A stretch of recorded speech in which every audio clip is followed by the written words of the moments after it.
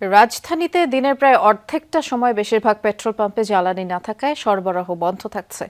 Depot থেকে তেল নিয়ে আসলে পরিস্থিতি কিছুটা স্বাভাবিক হয়, আর ততক্ষণে ভোগান্তিতে থাকেন চালকরা।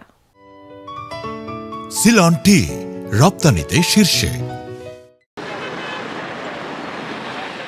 ভোর থেকেই মোটরসাইকেল, প্রাইভেট কার, বাস, ট্রাক সহ বিভিন্ন ধরনের যানবাহনের চালকরা তেল নেওয়ার জন্য পাম্পে ভিড় করেন। এতে করে সড়কের একাংশ জুড়ে যানজটের সৃষ্টি হয়, যার প্রভাব ছড়িয়ে পড়ে আশপাশের এলাকাতেও। পাম্প সংশ্লিষ্টরা জানিয়েছেন, নারায়ণগঞ্জের ডিপো থেকে দুপুর নাগাদ তেল সরবরাহ হবে। ঘন্টার পর ঘন্টা অপেক্ষা করেও চাহিদা অনুযায়ী তেল পাওয়া যাচ্ছে না বলে জানান চালকরা। 3টে পাম্প ঘোরার পরে আমি এয়ারপোর্টের পাম্পে আইসা এখানে সিরিয়াল দিছি, 1 নম্বরে আছি। আমার পিছনে 150 গাড়ি আছে।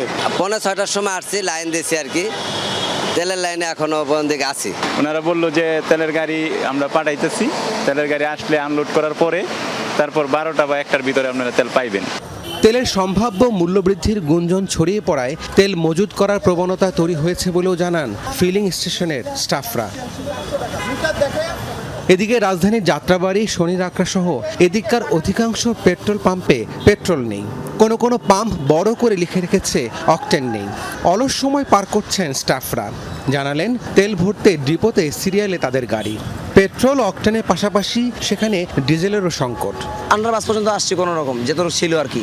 তারপর থেকে দাঁড়িয়ে ধাক্কাইতে একজন বাইকার বললো, ভাই এখানে নাকি তেল দিচ্ছে।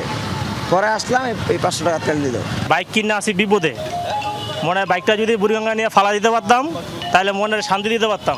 এসে দেখছেন আমার অকটেন কিন্তু 1 ফোঁটাও নাই, তখন কিন্তু হাওয়া ধরছে। আমার যতক্ষণ আছে আমি ততক্ষণ দিয়ে যাব। গাড়ি পাঠাইছি, সিরিয়ালে আছে। আস্তে আস্তে কত সময় লাগতে পারে? কত সময় লাগছে? মাত্র সিরিয়ালে আছে, যদি মনে করেন বিকেলে যদি আসতে পারেন।